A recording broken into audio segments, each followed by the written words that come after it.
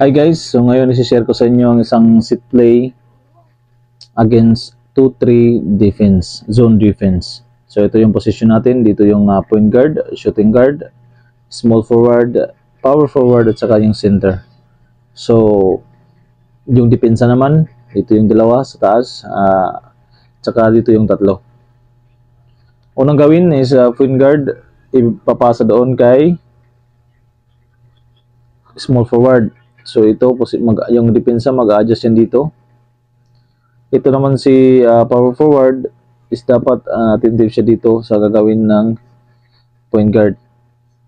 Once na mapasa dito sa kay small forward, babalik niya dito kay point guard. Point guard naman, ipapasa niya kay shooting guard. So yung mangyayari dito, si power forward mag-adjust, pupunta dito sa free throw line. After that, magka-cut siya dito slide, pupunta dito sa gilid. So, yung goal naman ni small forward dito is kukunin niya yung attention ni number 3 sa yung defense. Mag-adjust siya dito, papunta dito. So, yung mangyayari dito si number 3, yung attention niya dito is kay small forward lang.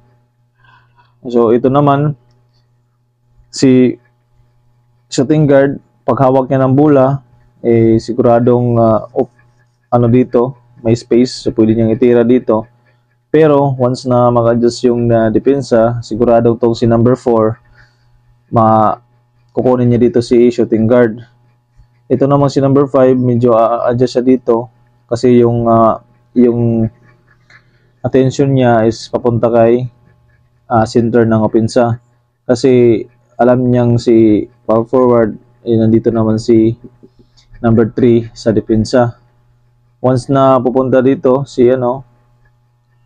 power forward, agad namang mag-slide si number 4 baseline papunta dito, at si center is mag-screen kay number 5. So pasa ni number 2 kay number 4 at saka easy basket.